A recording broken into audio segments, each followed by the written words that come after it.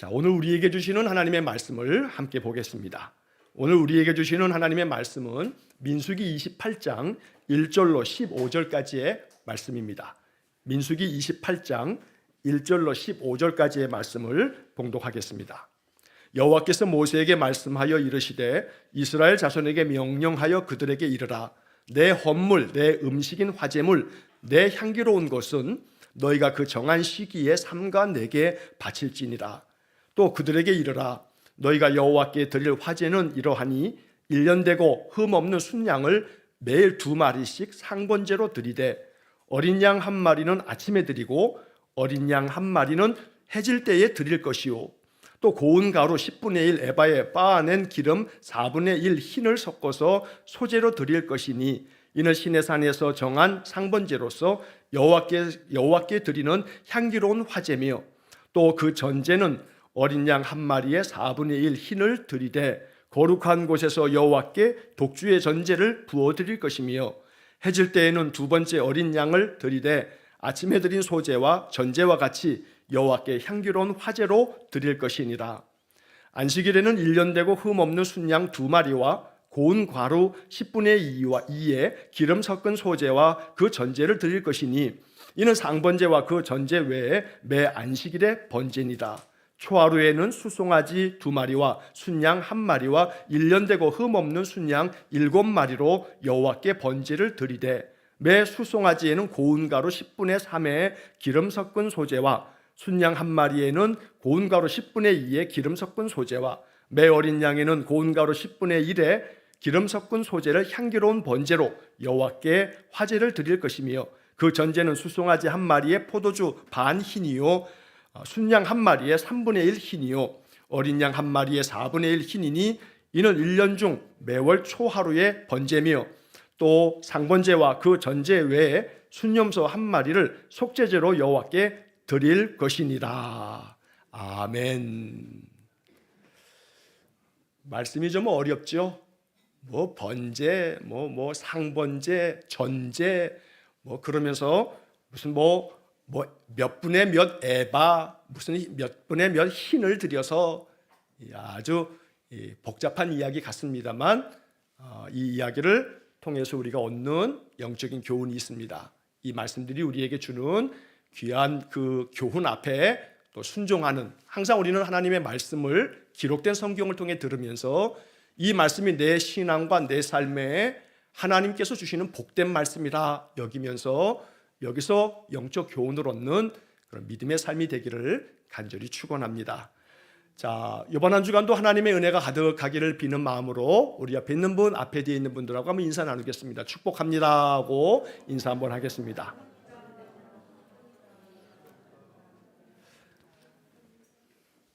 자,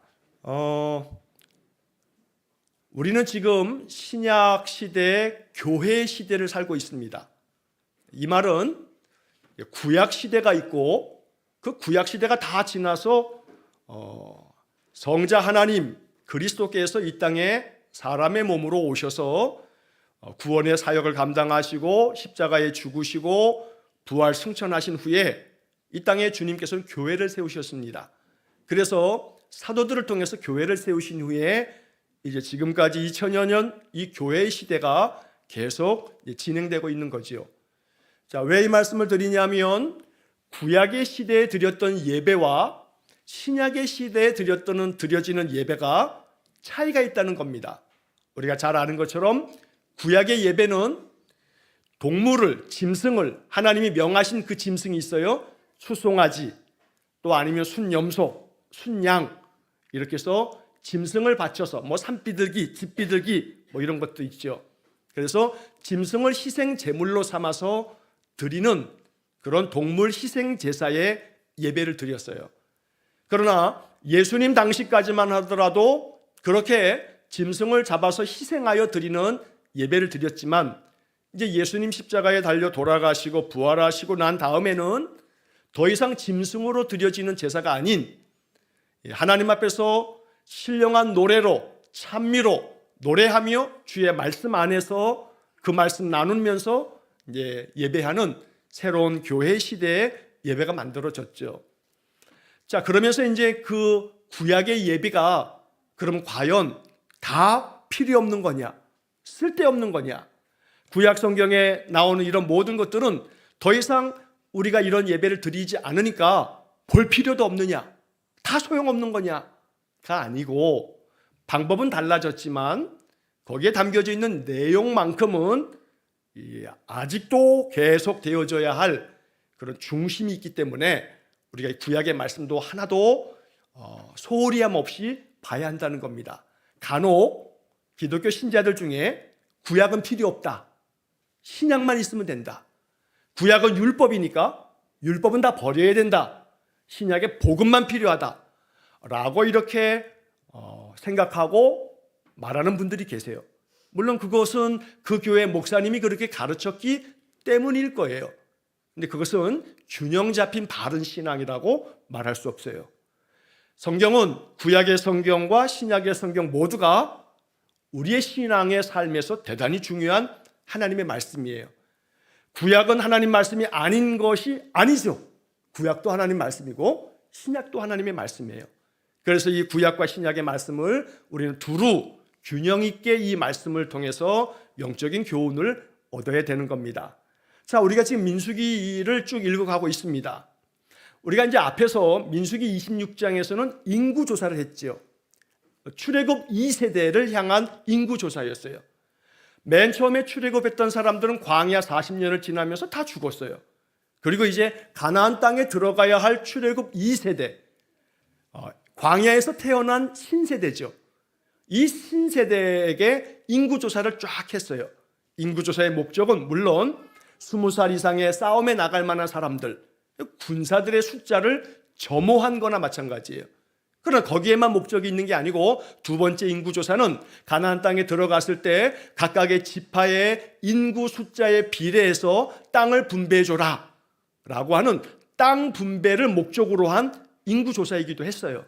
자, 인구조사가 다 끝나고 난 다음에 27장으로 딱 넘어오면 27장의 이야기에서는 이제 모세가 하나님이 명하신 대로 너는 저 비스가 산에 올라가서 너희들이 들어갈 저 가나안 땅을 다 바라봐라 라고 하신 다음에, 이제 너의 형 아론이 그런 것처럼 너도 내가 너를 부르겠다, 너 죽을 거야 라고 말씀하는 거죠. 자, 그래서 이제 내가 너를 저 가나안 땅을 들어가게 하지 못하게 할 거야. 왜냐하면 가데스에서 그 무리바 반석에서 물이 나올 때 하나님은 거역했기 때문에. 자, 그래서 모세는 가나안 땅에 들어가지 못하고 이제 하나님의 부르심을 받게 되어지는데, 그때 모세가 하나님 앞에 구한 것은 새로운 한 사람을 세워서 이스라엘 백성들을 지도하고 이끌어가도록 한 사람을 세워주십시오.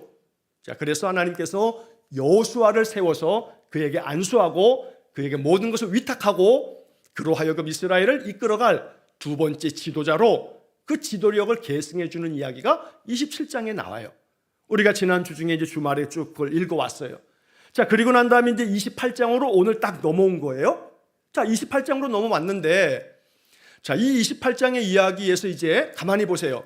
인구조사를 했어요. 출애굽 2세대의 인구조사가 끝났어요. 이제 가나안 땅에 들어갈 군사들을 다 점호하고 점검을 딱 했어요. 새로운 젊은 지도자도 세웠어요. 여호수아가 이제 지도자가 될 거예요. 자, 그리고 난 다음에 이제 가나안 땅으로 들어가면 되는데, 들어가기 전에 하나님은 오늘 이 28장의 말씀에서, 그리고 그 다음에 이제 내일서부터 또 보게 될 29장의 말씀에서 뭘 얘기하냐면, 예배를 이렇게 드려라, 이런 예배를 이렇게 드리고, 상번제를 드리고, 또 안식일에 번제를 드리고, 또 매월 초하루에는 월삭이라고 하는 초하루 예배를 드리고, 그리고 유월절을 지키고 칠칠절을 지키고 초막절을 지키고, 이러한 예배와 절기를 지키라고 하는 말씀이 28장과 29장에 기록이 되어져 있는 겁니다. 자, 그래서 오늘은 이 28장의 1절부터 15절까지 오늘 매일 성경의 본문의 말씀을 제가 다 읽었어요. 다 읽을 수밖에 없었어요. 자, 이 이야기를 통해서 우리가 봐야 할 것이 있어요. 여러분, 가나안 땅에 들어가려면 그 가나안에는 7 족속들이 있어요. 아모리 족속, 여부스 족속, 기르가스 족속, 헷 족속, 여러 족속들이 있어요. 40년 전에 그 땅에 못 들어갔던 이유는 정탐꾼 10명이 거기는 거인들이 있을지다, 우리는 그들이 볼 때는 뭐 메뚜기 같은 존재입니다. 그러니까 결코 들어가서 싸울 만한 상대가 안 됩니다. 가나안 사람들은 철기 문명을 가지고 있었기 때문에 철로 만든 무기가 있는 거예요. 이 이스라엘 사람들, 애굽 사람들은 아직은 청동기 문명이어가지고 그 구리 조각이야, 구리 조각. 철하고 구리하고 만나서 칼 만들어서 부딪히면요, 구리는 그냥 휙 휘어져 버리고 말아요. 그래 싸움에 안 돼, 상대가 안 돼요. 자, 그래서 겁을 잔뜩 집어먹고 우리는 못 올라갑니다 했던 거 아닙니까? 그래서 40년 방황했거든요. 자, 40년이 지나고 난 다음에 이스라엘이 더 강해질 리가 없죠. 광야만 방황했으니까 말이에요. 그러면 이제 저 요단강 건너 저 가나안 땅을 바라보면서 이제 저 강만 건너가면 가나안 땅이거든요. 그럼 뭐 준비해야겠어요? 뭘 훈련해야겠어요? 뭘 점검하고 준비해야 되냐 이 말이에요. 군사훈련 다시 해야죠. 이제 들어가면 저 가나안 사람들하고 싸워야 되거든요. 가나안 땅에 들어간다는 것은 빈 땅에 들어가는 게 아니에요. 거기 있는 7 족속들하고 싸워야 돼요. 이 7 족속들이 굉장히 악한 족속들이에요. 여러분, 이스라엘 사람들이 가나안을 정복해서 가나안 땅에 들어가는 여호수아서에 나오는 이야기를 보면서 야, 하나님이라는 신은 전쟁의 신이야 이러면 안 돼요. 하나님은 정의와 공의의 하나님이셔서 이 가나안 땅의 사람들이 얼마나 우상 숭배와 죄와 악이 심했는지 몰라요. 이루 말로 형용할 수가 없어요. 거기는 보편적으로 자기들의 신에게 제사할 때 자식을 바쳐요. 인신제사라고 해요. 그것 때문에 유대인들도 가끔씩 그 우상을 섬기다가 그거에 물들어가지고 사사기에 보게 되면 괜히 자기 딸을 번제로 드리겠다 뭐 이렇던 입다가 나오잖아요. 그 가나안 땅 사람들에게 영향을 받아서 그런 거거든요. 가나안 사람들은 굉장히 아주 악을 행했던 그런 족속들이에요. 성경에 그런 구절들이 몇몇 군데에 나오거든요. 자, 그래서 들어가려면 그 땅의 사람들은 몰아내서 싸움을 벌이려면 더 많은 군사훈련을 해야 돼요. 더 많이 이 24일 이상의 싸움에 나갈 만한 사람들 다 요즘처럼 화생방 훈련, 유격 훈련 이런 건 아니겠습니다만 나름대로 싸움을 벌이려면 싸움 준비해야 되잖아요. 그런데 이 민수기는 이 출애굽 2세대로 하여금 가나안 땅에 들어가는 것의 이제 목전에 뭘 준비시키냐면 가장 중요한 게 뭐냐면 예배 훈련을 시키고 있는 거예요. 이게 지금 인구조사하고 그리고 이제 새 지도자로 여호수아를 세우고 그 다음에 28장으로 넘어오면서 28장, 29장은 바로 예배 훈련. 매일같이 상번제로 아침 저녁에 예배하고 일주일마다 안식일이 되면 안식일 예배하고 매월 첫째 날 되면 월상 예배하고 또 6월절 예배, 77절 예배, 초막절 예배, 대속죄일 예배 계속된 예배 훈련을 시키고 있는 거예요. 예배를 이렇게 드려라. 이런 짐승을 이렇게 드릴 때는 곡식을 빻아서 소제를 드리고 포도주나 독주를 붓는 전제를 드리면서 양은 이렇게 해라. 구체적으로 명시가 되어 있는 거예요. 자기 마음대로 하면 안 되는 거야. 여러분, 오늘 성경의 이야기에 제가 이거 일일이 다 읽지는 않겠습니다만 포도주는 몇 분의 몇 에바, 흰 이런 말이 나와요. 이 에바라고 하는 이 말은 곡식의 양을 재는 한 대박, 한 말, 우리가 이렇게 말하는 것처럼 에바라고 하는 말도 우리식으로 하면 한 말, 두 말, 한 대, 두 대 이런 양을 정하는 어떤 도량형이라고 하는 기준을 얘기하는 건데 한 에바는 22리터가 되고요. 흰이라고 하는 것은 우리가 몇 밀리미터, 몇 리터 그랬잖아요. 그 몇 미리, 우유가 200ml짜리, 500ml짜리, 콜라가 1.2ml짜리, 이렇게 리터짜리 이런 것처럼 흰이라고 하는 것도 그런 거예요. 그러니까 1흰이라고 하는 것은 3.7리터 이렇게 정해져 있어요. 근데 어떨 때는 이 흰을 1흰, 4분의 1흰 이렇게 양도 정해 주시는 거예요. 하나의 명령이에요. 그대로 해야 돼. 그대로 해야 돼. 자, 이렇게 해서 예배를 가르쳐 주시는 장면이 나와요. 자, 그러면 이제 우리는 이런 생각을 하게 되죠. 이제 가나안 땅에 들어가면 먼저 전쟁부터 벌여야 되는데 군사들 훈련시키지, 싸움 훈련이 중요하지, 군사 훈련이 중요하지, 예배가 지금 뭐이 중요해? 이거는 아직도 이들이 알지 못하는 바가 너무 많은 거죠.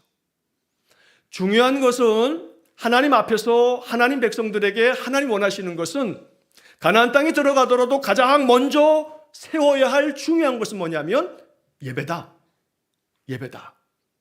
왜냐하면 여러분 우리 사무엘상 17장에 보게 되면 다윗의 이야기가 나오죠. 골리앗과 싸웠던 얘기 나오지 않습니까?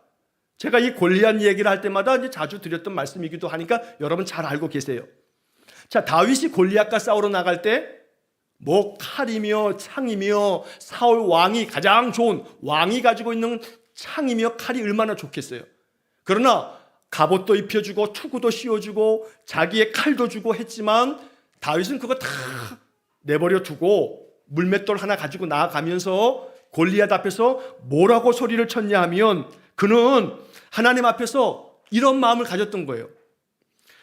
여호와의 구원하심이 칼과 창에 있지 아니함을 이 무리에게 알게 하리라. 전쟁은 여호와께 속한 것인즉 그가 너희를 우리 손에 넘기시리라. 전쟁은 누구에게 속했다고요? 여호와께 속했다. 전쟁은 여호와께 속했다. 저는 이 사무엘상에 나오는 다윗의 이 이야기가 다윗이 어디서 배웠을까? 전쟁은 여호와께 속했다는 것. 그래서 이 싸움에서는 여호와의 구원은 칼이나 창에 있는 게 아니고 전쟁은 여호와께 속했다. 이 어린 20살도 안 된 다윗이 이것을 어디서 배웠을까? 저는 개인적으로 율법서를 가지고 이 다윗이 묵상하면서 배웠겠다 하는 생각을 해봅니다. 자, 이 전쟁은 여호와께 속했다라는 얘기는요, 다윗만 한 얘기가 아니에요. 나중에 후대에 분열왕국이 돼서 남유다의 왕 중에 여호사밧이라고 하는 선한 왕이 있었어요. 근데 이 여호사밧 시대에 그 옆에 있는 이 암몬이라고 하는 나라하고 모압이라고 하는 나라가 연합군을 이루어가지고 남유다를 침공해 왔어요. 싸움이 벌어진 거예요. 모압과 암몬이 연합군을 이루었기 때문에 이 남유다가 싸우기에는 어려움이 많았거든요. 그래서 이 여호사밧 왕이 마음에 많은 두려움이 있었어요. 하나님 앞에 간절한 마음으로 기도할 때에 그때 하나님께서 야하시엘이라고 하는 그런 선지자를 보내서 여호사밧 왕에게 이런 얘기를 해요. 너희는 이 큰 무리로 말미암아 두려워하거나 놀라지 말라. 이 전쟁은 너희에게 속한 것이 아니요 여호와께 하나님께 속한 것이니라. 이 전쟁은 하나님께 속한 것이니라. 역시 마찬가지로 여호사밧이 선지자를 통해서 들었던 말씀이에요. 자, 이런 얘기가 오늘 본문 이 민수기 28장과 29장을 통해서 우리는 이걸 깨닫는 거예요. 가나안 땅에 들어가면 7 족속과 싸워서 전쟁을 벌여야 되는데 전쟁은 칼이나 창에 있는 게 아니고 전쟁은 여호와께 있다. 그래서 이제 하나님께서는 그들에게 뭘 시키냐면 싸움 준비해라, 전쟁 준비해라, 군사들 훈련시켜라. 이게 아니고 제일 먼저 예배 제대로 지켜라, 예배 훈련해라 라고 이렇게 명하셔서 예배를 가르치는 이야기가 28장, 29장에 길게 기록되어져 있는 거예요. 왜냐하면 그 예배를 통해서 하나님 앞에 삶을 맡기고 하나님께 의탁하고 하나님의 능력과 권능을 받을 때 그 모든 인생의 삶에서 승리할 수 있다는 것을 가르쳐 주시기 위함이에요. 여러분, 이 민수기가 지나고 난 다음에 신명기가 나오는데 신명기는 모세의 마지막 설교예요. 출애굽 2세대에게 다시금 말씀 훈련시키는 거예요. 원래 출애굽기에서 시내산 밑에서 이스라엘 백성들은 1년 가까이, 정확하게는 막 9개월 남짓 되겠습니다만 모세가 십계명 받아오고 성막 만드는 것도 하나님께 배워와가지고 성막도 만들고, 성막은 예배당이죠. 또 율법을 통해서 십계명 가지고 율법, 말씀 교육을 시켰어요. 그게 레위기예요, 레위기. 그러니까 이 레위기와 출애굽기의 말씀들은요, 출애굽 1세대에게 주어진 말씀이에요. 반면에 민수기에 오늘 지금 26장 이후로 인구조사가 있고 난 다음부터 민수기 36장까지, 그리고 그 다음에 신명기 전체 34장까지는 출애굽 2세대에게 주어진 말씀이에요. 다시 말씀 훈련시키는 게 신명기, 다시 예배 훈련시키는 것이 오늘 이 28장과 29장의 말씀이에요. 왜 그랬냐 하면 가나안 땅에 들어가서 승리하는 삶을 살려면 군사훈련보다 중요한 것이 예배 훈련을 통해서 하나님 앞에 온전한 예배를 드리는 것이 하나님의 능력이 임하는 길이다 라고 이렇게 주님은 가르쳐 주시는 거예요. 자, 여호수아서를 딱 넘어가게 되면 모세가 죽어요. 신명기 마지막 34장에서 모세가 죽고 난 다음에 이제 여호수아가 지도력을 계승해서 여호수아가 이끌고 요단강을 건너가게 돼요. 요단강 건너가가지고 제일 먼저 싸운 데가 어디냐면 여리고. 근데 여리고 성을 무너뜨릴 때 어떻게 무너뜨렸어요? 이스라엘 백성들은 전쟁으로, 싸움으로 무너뜨린 게 아니에요. 매일 한 번씩 여리고 성을 빙 돌아라. 6일 동안 하루에 한 번씩 6바퀴를 돌고 7째 날에는 7바퀴를 돌아라. 다 돌고 난 다음에 함성을 질러라. 이게 뭐의 뜬금없는 얘기입니까 이게? 여러분 매일 한 바퀴씩 여리고 성을 돌 때 사람들이 다 아이고 감사하다. 유격 훈련 아니고 한 바퀴 돌라는 거 뭐 산책하듯이 돌지. 그랬겠습니까? 이거 뭐 하는 짓이요? 아니 성만 한 바퀴 매일같이 한 바퀴씩 돌면 돼? 이걸로 뭔 일이 벌어져? 아니 오늘은 7바퀴나 돌라고? 여러분 입이 열려 있으면 입에서 항상 긍정적인 말만 나오나요? 입에서 항상 아름다운 말만 나와요? 아니에요. 일주일 동안에 6바퀴 돌고 마지막 날 7바퀴 도니까 전체 13바퀴를 돌았어요. 그리고 소리를 치래요. 그런데 소리 칠 때 어떤 일이 벌어지냐면 여리고 성이 무너져 내리는 거예요. 고고학자들의 증언에 의하면 여러분 무너뜨리면 바깥에서 성벽을 무너뜨리면 성벽이 어떻게 돼야 돼요? 얼른 넘어져야 돼요. 바깥에서 성벽을 무너뜨리면 성벽이 저쪽 성 안쪽으로 무너져야 돼요? 성 바깥으로 무너져야 돼요? 안쪽으로 무너뜨려야 되잖아요. 그런데 고고학자들의 발굴에 의하면 이 성벽 여리고 성 그 성벽의 터를 갖다 발굴하면 성벽의 안쪽으로 무너뜨려야 될 게 아니겠어요? 바깥에서 막 공격을 하니까. 그런데 이게 바깥으로 무너져 있는 그 돌담들을 본다는 거예요. 이게 뭔 얘기냐면 이스라엘의 그 역사 가운데서 하나님은 전쟁은 여호와께 속한 거다. 너희들의 힘으로 이기는 게 아니야 하는 것을 여리고성 전투에서 첫 번째 딱 보여주신 거예요. 물론 그 다음에 싸움은 이스라엘 백성들이 직접 나가서 다 싸움을 벌입니다만 여리고성의 싸움은 그거를 상징적으로 보여주는 거거든요. 자, 그렇다면 그만큼 이스라엘 백성들에게 중요했던 것은 너희들이 가나안을 들어가서 싸워 이기기 위해서 필요한 것은 결국 하나님 뜻에 합한 사람이 되어지는 것.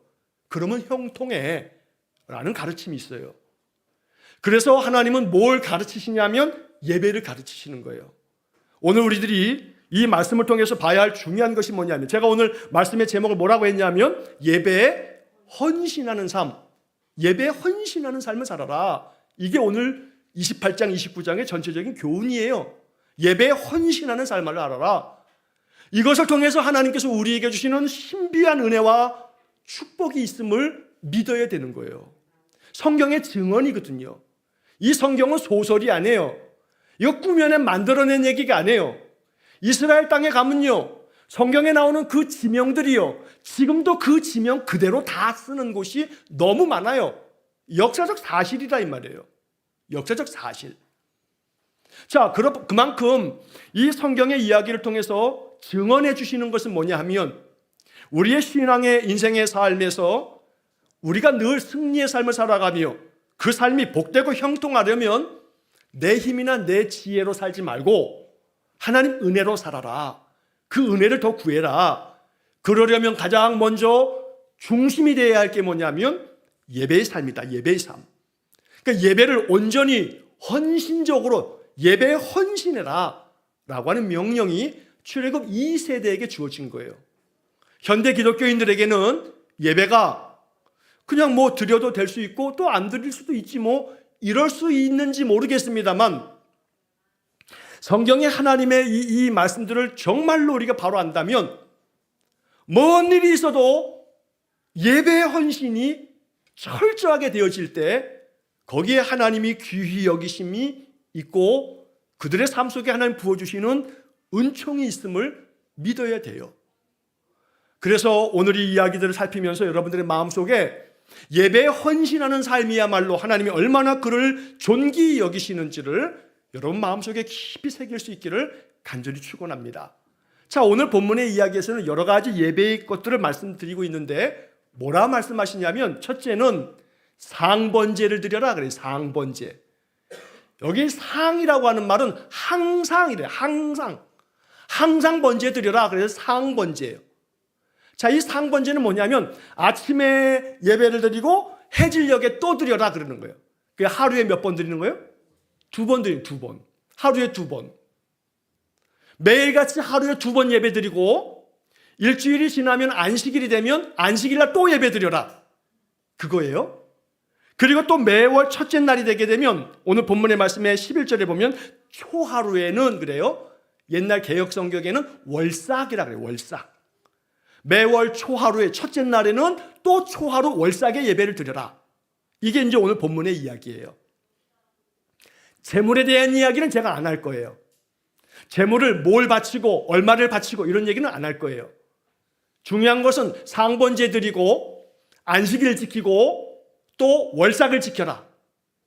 자, 그러면 매일 아침마다 예배 드리고 해질녘에 또 드리고 일주일에 그 안식일 우리 그리스도인들에게는 성경에 이제 주님께서 부활하신 날을 기념하여 주님의 날, 우리가 구원받은 날, 바로 이 주일을 지키는 거죠. 그리고 매월 첫째 날 월삭, 첫날 초하루에 드리는 이 예배, 이렇게 예배를 하나님께서 하나하나 다 명령하고 계세요. 우리가 성경을 하나님의 말씀으로 받을 때 이것은 권고가 아니에요. 권면이 아니에요. 조언이 아니에요. 이렇게 하면 좋을 거야, 한번 해봐 하는 어드바이스, 조언해 주는 게 아니에요.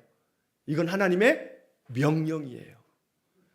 하나님의 말씀을 하나님의 말씀으로 받으면서 이것이 하나님의 명령이면 명령으로 받을 줄 안다면 우리가 하나님을 그렇게 귀히 여기고 하나님 말씀을 존중히 여겨서 말씀대로 준행할 때 하나님이 우리를 귀히 여기실 거예요. 우리의 기도를 소홀히 하지 않으실 거예요. 명령으로 받기를 축복합니다. 이것이 우리의 신앙에 너무나 중요함을 알아야겠습니다. 여러분, 유대인 역사학자 중에 아주 유명한 역사학자가 요세푸스라고 하는 역사학자가 있어요. 이 요세푸스라고 하는 이 역사학자는 AD 37년에 나서 한 100년경쯤에 죽었어요. 그러니까 예수님 돌아가실 즈음 그 어간에 태어난 사람이에요. 유대인 역사학자예요. 요세푸스가 AD 100년쯤까지 살면서 그 로마의 그 시대의 모습과 개신교인들의 그 모습들을 눈으로 너무나 보고 이 요세푸스가 역사를 기록해 놨어요. 기독교 초기 역사를 굉장히 많이 기록한 사람이 요세푸스예요. 그 요세푸스가 써놓은 역사는 지금도 남아 있어요. 그래서 많은 언어로 번역이 되기도 하고요. 그런데 이 요세푸스의 그 역사 기록들 중에 어떤 기록이 나오냐면 초대교인들의 그 모습 속에서 구약의 그 여전히 예수님 당시에도 여전히 동물 제사를 지냈기 때문에 요세푸스가 뭘 전하냐면 그렇게 하나님 앞에 예배 드릴 때 이 요세푸스도 유대인이기 때문에 유대인들의 그 짐승 예배를 알거든요. 번제를 한 번 드리는데 시간이 얼마나 걸리냐면 3시간 걸린대요. 한 번 번제를 드릴 때. 그도 그럴 것이 여러분 숫송아지 한번 잡는다고 생각해 보세요. 뭐 지금이야 뭐 소고기 먹으려면 다 도축장에서 다 잡아가지고 가공된 채로 우리가 이 마트에서 살 수 있으니까 그렇지만 옛날만 하더라도 그럽니까? 집에서 닭을 키우면 닭 한 마리 잡는 것도 여러분 이거 뭐 후딱후딱 만들어져요? 그러지 않죠. 닭을 잡는 거 하나도 목을 비틀어서 피를 다 빼고 털을 다 그냥 뜨거운 물에 삶아서 털을 다 빼고 갈라서 내장을 다 드러내고 그래야 재료가 하나 만들어져요. 지금이야 마트 가면 다 손질되어 있는 게 또 토막까지 돼 있어 얼마나 잘 나와요. 그러지 않다 이 말이에요. 그때는 양을 잡고 염소를 잡고 소 한 마리를 잡으려면요 그 정도의 시간은 아마 짧은 시간일 거예요. 그런데 아침 저녁으로 번제를 드리려면 아침에 3시간 저녁에 3시간이에요. 그러니까 이 예배의 삶이라 하는 것은 굉장한 뭐가 필요하냐면 헌신이 필요했던 거예요. 뭐의 헌신이요? 시간의 헌신이 필요한 거예요. 예배 1시간 드리시기 위해서 우리가 예배는 1시간입니다만 집에서 준비하고 나오는 시간, 여기까지 오실 때 또 오셨다가 예배 마치고 또 돌아가시려면 좋게 예배당 나올 때부터 마치고 돌아갈 때까지 다 하면 아마 3시간 넘게 걸리실 거예요. 그러면 우리는 지금 이 예배를 위해서 뭐하고 계세요? 헌신하고 있어요. 코로나가 여러 가지 우리의 삶에 많은 상처와 아픔들을 안겨줬습니다만 또 한편에서는 비대면 예배를 이렇게 우리의 삶 속에 확 갖다 놔가지고 지금도 우리 많은 성도님들이 가정에서 비대면 예배를 드리고 계세요. 같은 이 시간에 이 이야기를 똑같은 시간에 같이 듣고 있어요. 자, 그래서 우리는 한결 더 편리하게 예배 드릴 수 있어요. 그러나 예배가 너무나 편리해지다 보면 편리함이 자꾸 우리의 마음속에 편리함 때문에 예배를 가볍게 여기거나 예배 우선순위가 저 순위로 밀려나게 되면 나중에는 예배를 중히 여기지 않는 마음이 돼버려요. 예배를 중히 여기지 않는 마음은 고스란히 뭘로 연결되어지냐면 하나님 말씀이 중요하게 여겨지지 않아요. 그러면 하나님의 말씀 속에 담겨져 있는 많은 약속과 축복이 있는데 하나님 약속의 축복들이 가볍게 여겨지고 중하지 않잖아요. 믿지 않아요. 받아들이지 않아요.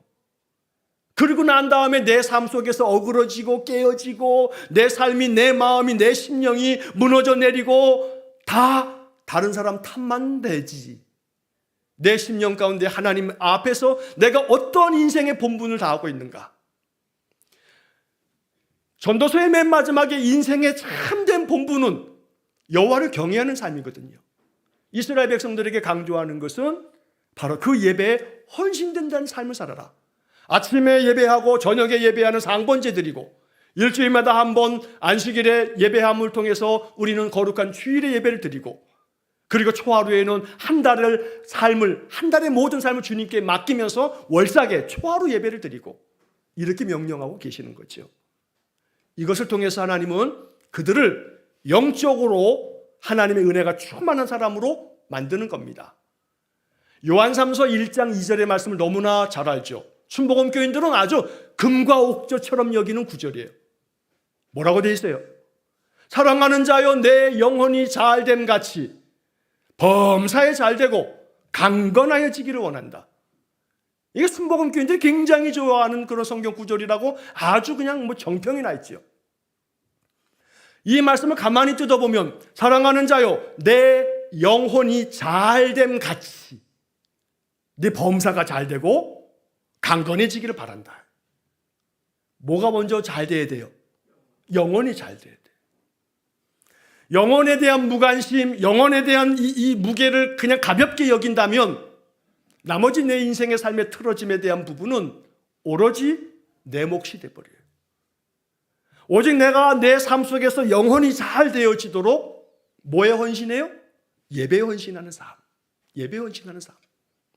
이것이 우리의 신앙의 삶 속에서 하나님께서 그 백성들을 훈련시키시며 강하게 하셔서 승리케 만드는 길이라고 가르쳐 주는 거죠.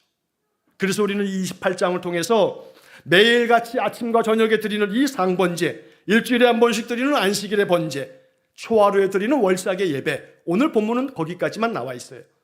이 말씀들을 통해서 이제 이 중에서 한두 구절을 더 보겠습니다. 자, 본문에 여러분 2절 말씀을 한번 보십시오. 2절에 보면 이런 말씀이 나와요.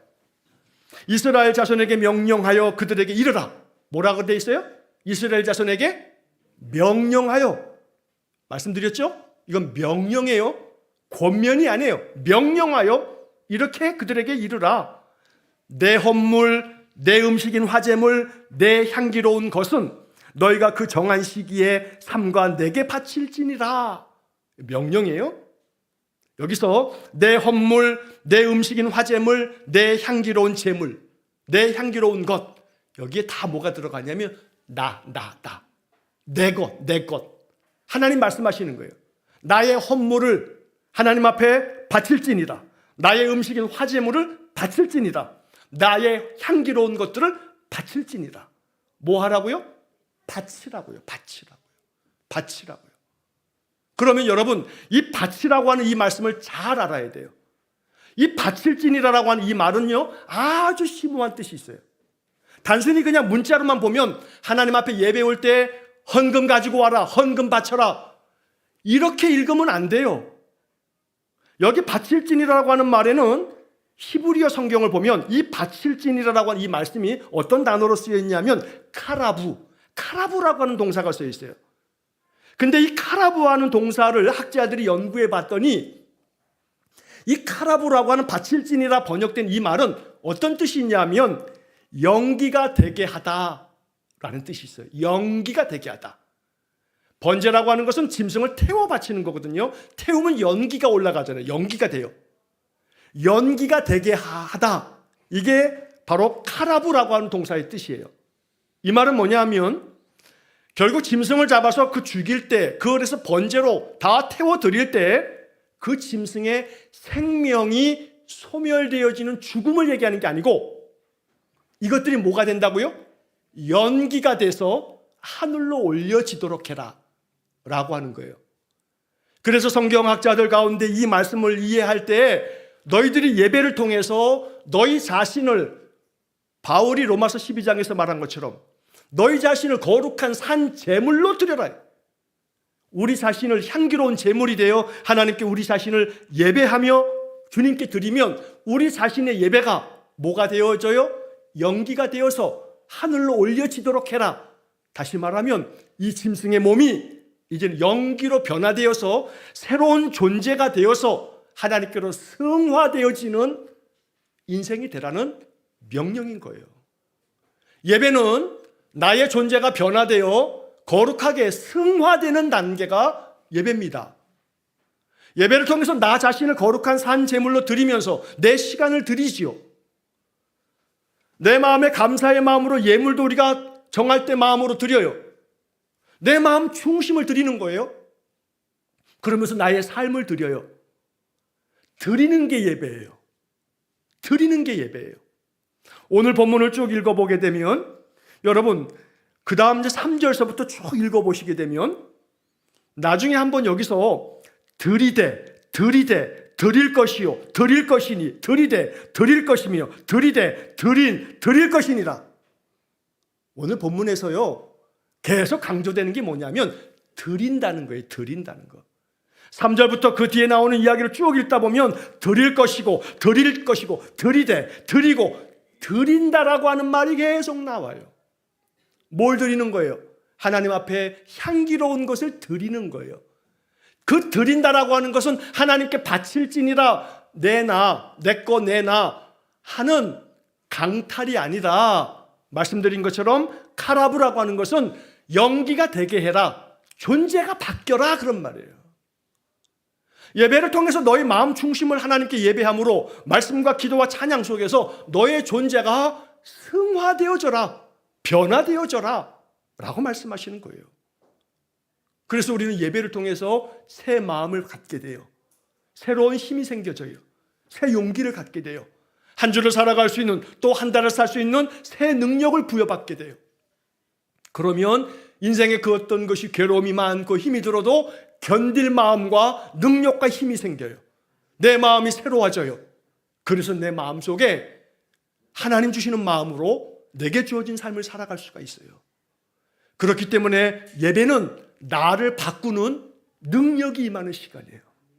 여러분 인생의 삶에 사람들이 바뀌나요? 잘 안 바뀌어요. 사람 때문에 힘든 일 많죠. 부부지간에도 남편 때문에 아내 때문에 힘들 수 있어요. 자식들은 부모 때문에, 부모들은 자식 때문에, 동기간에 형제들 때문에, 아니면 같이 일하는 사람들 때문에, 같이 신앙생활하는 성도들 때문에 힘들 수 있어요. 나 아닌 다른 사람들은요 나랑 다르기 때문에 항상 내게 힘든 아픔을 주거나 상처를 줄 수도 있어요. 그 사람들 바뀌는 거 여러분 참 어려운 문제예요. 세상 속에서, 삶 속에서 그나마 내가 할 수 있는 것은, 내가 바꾸어 놓기가 그나마 가능한 것은 누구예요? 누구예요? 그나마 나야. 그나마 나. 그나마 나야. 그나마 바꾸어 놓을 수 있는 거, 저 사람은 왜 이렇게 안 바뀌나?가 아니라 안 바뀌어요. 그러니까 그나마 바뀔 수 있는 것은 난데, 여기 지금 말씀에 이것은 너희들이 지켜야 할 명령인데 내 것들을, 내 아름다운 것을 내게 바칠지니라. 카라부, 연기가 되게 해라. 하나님께 드려지는 것이 되게 하라. 바뀌어서 존재가 새로워져서 그 존재 자체가 달라지는 승화된 삶을 살아라 라고 말씀하시는 거예요. 이렇게 매일 아침마다, 그래서 많은 성도님들이 아침에 6시가 되면 예배에 같이 참여하고 계세요. 적어도 매일 15에서 20명 이상씩 예배를 드려요. 참 우리 교회가요, 인원 대비, 우리 교인 전체 대비 퍼센테이지로 따지면요, 우리 한 30% 이상 아침 예배를 드리는 거예요. 30% 이상이. 1000명이면요 300명이 넘도록 우리가 아침 예배를 드리는 거예요. 그만큼 열심으로 예배하고, 그리고 난 다음에 또 말씀 생활하고 그리고 있어요. 저녁이 되면 꼭 감사기도 하면서, 오후가 되면 감사 노트를 기록하신 분들이 감사 노트를 내가 이렇게 했습니다 하고서 또 확인하시고, 그거를 카톡으로 볼 때마다 마음속에 여러분들 나도 이렇게 해야지 하는 마음으로 분발하시라고 거기다가 쓰시라고 말씀드리는 거예요. 자, 이렇게 내 삶 속에서 항상 오늘 본문이 드릴 것이요 드리고 드릴 것이니라 드리되 드리도 드리되 드리고 드린다는 말이 그냥 가득 차 있어요. 하나님께 내 삶을 드릴 수 있는, 예배함을 통해서 내 시간과 내 마음 중심을 드릴 줄 아는 삶이 될 수 있기를 축복합니다. 그러면 하나님께서 우리 가운데 놀라운 은혜를 부어주실 것입니다. 이스라엘 백성들에게 하나님이 요구하시는 것은 군사를 잘 훈련시켜서 들어가 싸워서 그 땅 차지해라. 이전에 예배함으로, 예배 중심을 통해서 예배 헌신된 자로 만들면 전쟁은 여호와께 속한 것인즉, 이것이 하나님의 원리요, 하나님 가르쳐주신 축복의 방법입니다. 우리의 인생의 삶이 그렇게 헌신되어지기를 축복합니다. 그러면 나의 삶 속에 하나님께서 내게 펼치시는 놀라운 은혜가 있을 줄 믿습니다. 일주일에 단 한 번이라도 아침 예배를 한번 작정해 보는 겁니다.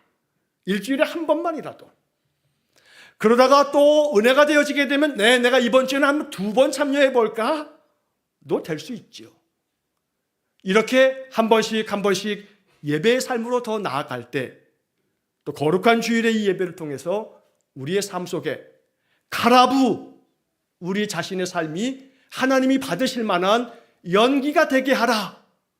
나 자신을 변화시켜서 승화된, 신앙의 승화된 모습으로 변화되어지면 이것이 우리에게 힘이 되고 능력이 돼서 가나안 땅의 모든 족속에 이겨서 그 땅을 차지함처럼 우리의 삶에도 그런 은혜와 영광이 있을 줄로 믿습니다.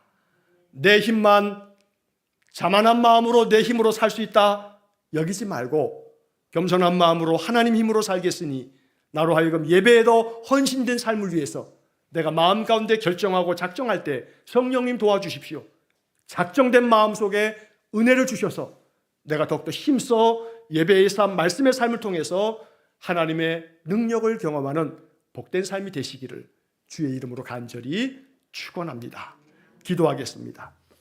자비로우신 아버지 하나님, 가나안 땅을 눈앞에 두고서도 그 백성들을 군사훈련시키기 이전에 무엇보다 중요한 것은 하나님께 드려지는 마음 중심에 아름다운 하나님 받으시는 연기가 되어 향기가 되어 하나님께 올려지는 존재의 변화를 만들어내는 예배를 명령하시면서 예배에 헌신된 삶을 살아갈 때 그들에게 전쟁은 여호와께 속한 것인즉 여호와의 능력과 권능으로 승리케 하시는 하나님의 역사를 구약의 말씀을 통해서 배우게 해 주옵소서.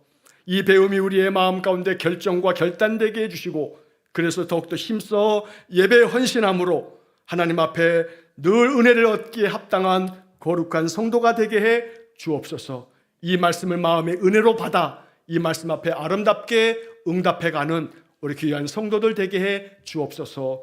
예수님 이름으로 기도하옵나이다. 아멘.